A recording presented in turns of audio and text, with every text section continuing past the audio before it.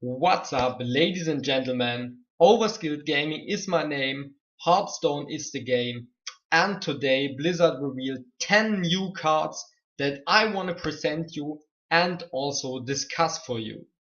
So make sure to smash the like button and also subscribe to the channel for all the uploads in the future. And now without further talking, let's go right into the video. Let's go right into the card reveal. So let's start with our first card, and the card is called Hagatha the Witch. It's the new Shaman hero and it fits perfectly in the theme of the new expansion, the Witchwood. So it was teased in the announcement video of the Witchwood and it finally has been revealed by Blizzard. So as you can see, it costs 8 mana and as all the hero cards, it has 5 armor on it.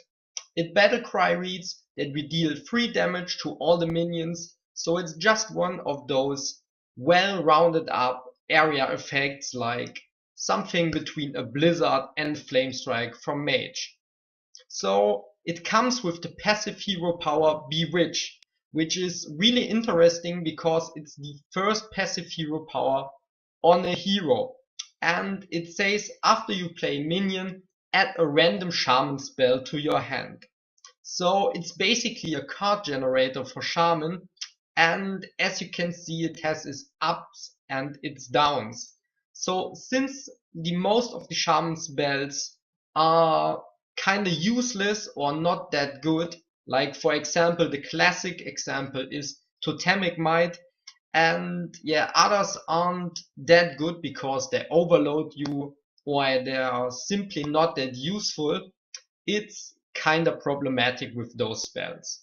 But what we also have to say, it makes every minion that you play into kind of something like a babbling book. So every minion that you play gives you a random spell, and that can be a very interesting mechanic. And yeah, it can get great value in a control matchup where you just stack value over and over again.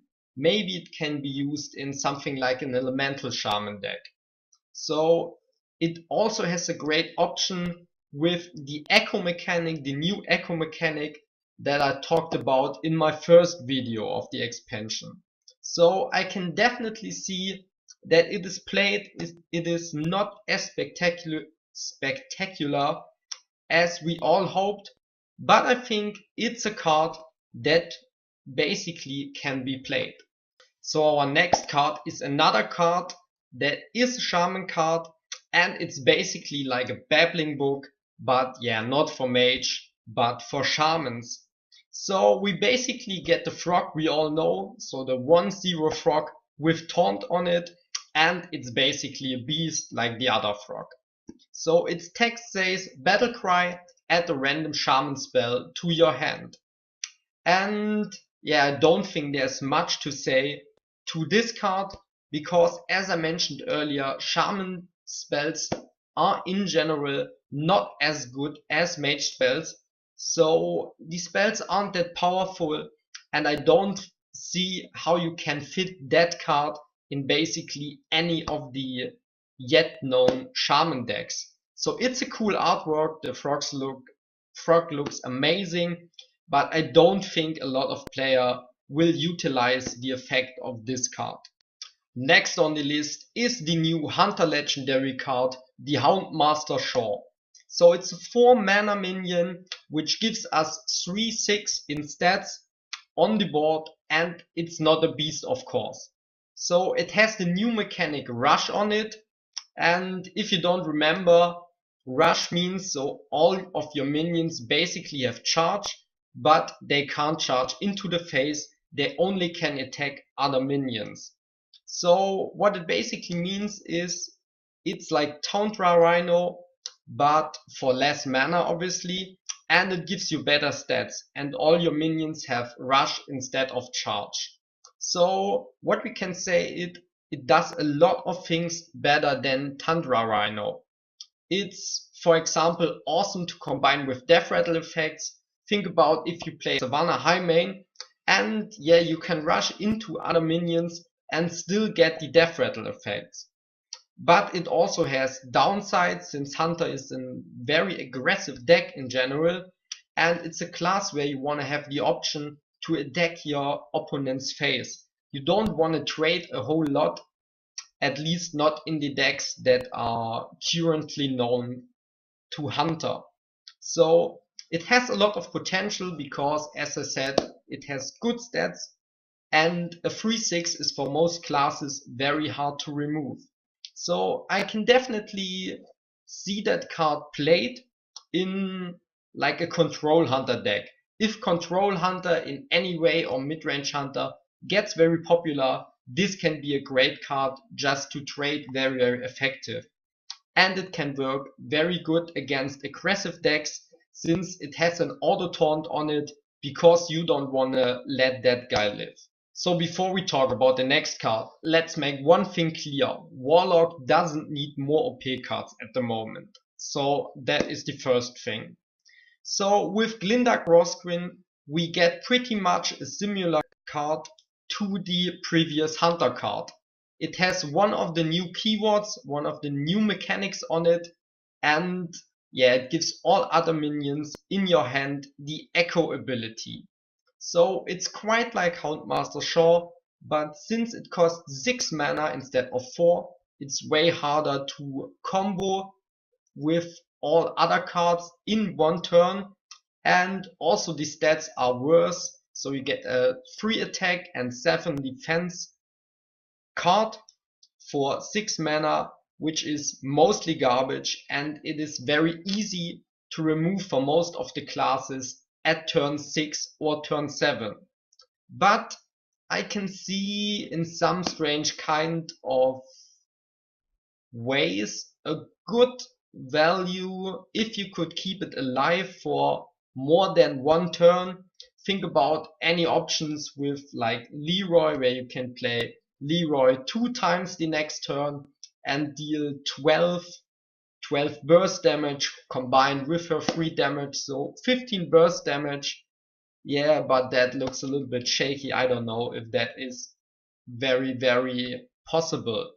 So I can't see her sticking to the board more than one turn, because in most of the cases I think the classes are all able to remove this card with 7 health in round 6 or 7.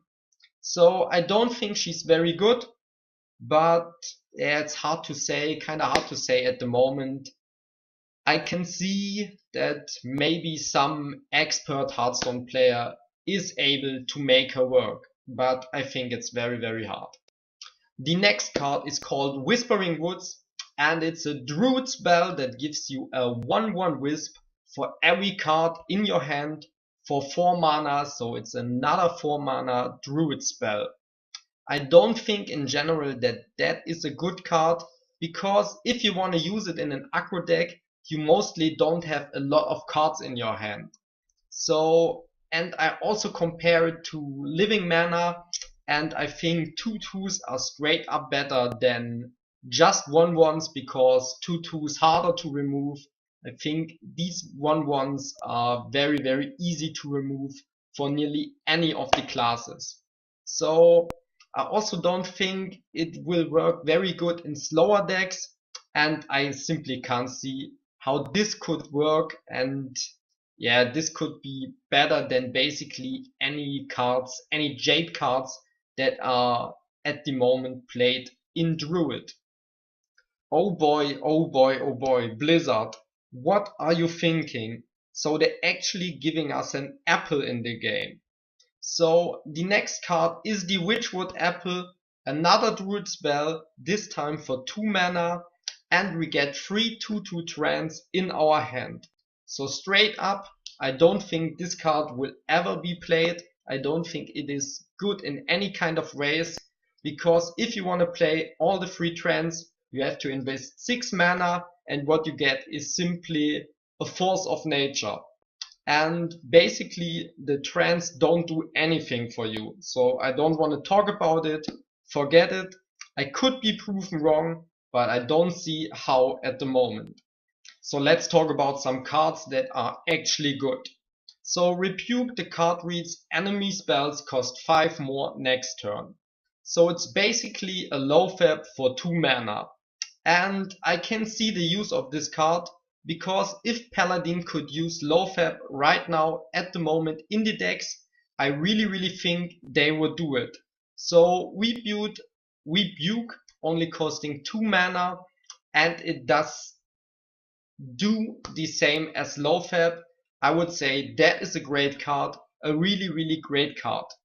I can see this used in aggro paladin decks as well as control paladin decks. The problem is it can be like a dead card if you draw it late in your aggro deck, and in some situations it's maybe not that useful, but in others it is very useful. So it seems strong in general in my opinion, and I think that card, the Rebuke card, will definitely be played. So the 8th card is a new priest spell called Vivid Nightmare, and it reads: choose a friendly minion and summon a copy of it with 1 health remaining. So I really don't know what to think about this card. So maybe you guys have some ideas how we can use this card in an effective way in maybe current decks. And yeah, just let me know your thoughts on this card down in the comment section. We also have some new neutral cards. So the first one is the craziest one. It's the Nightmare Amalgam. So it's a 3 mana 3/4, and it's like, yeah, I don't even know. It's like, what the fuck? It's like everything in one. It's a Murloc, it's a pirate, it's a mech, it's a beast, it's like everything. It's a dragon, I don't know. The artwork looks crazy. It has a bit of everything in it. Just watch the card, really crazy. And I mean, I think it is really flexible. So if you need a synergy monster with 3/4 stats for 3 mana, it will fit perfectly in nearly everything. The last card for now is the Rotten Applebaum. It's a neutral card, a neutral taunt minion for 5 mana that gives us 4 attack and 5 defense in stats, and it also has a death rattle on it that restores 5 health to our hero. So I don't think that card will dominate any meta or anything like that, but I think it has quite some use, maybe a good card in arena as well. And I can definitely see some use here if you need a stabilizer in the mid game or anything like that. It also gives the Stonehill Defender more value, and it also has the Death Rattle synergy with Nissorf and all the other Death Rattle minions. So I can definitely see how this card comes in handy, how this card can be played. I think in some decks that card is be played. So this was the second card reveal of the new expansion, the Witchwood. Write me down in the comment section what you think about the new cards. Also join the OSG army, the overskilled army. And yeah, what can I say? Thank you for watching. I'm out for today. See ya!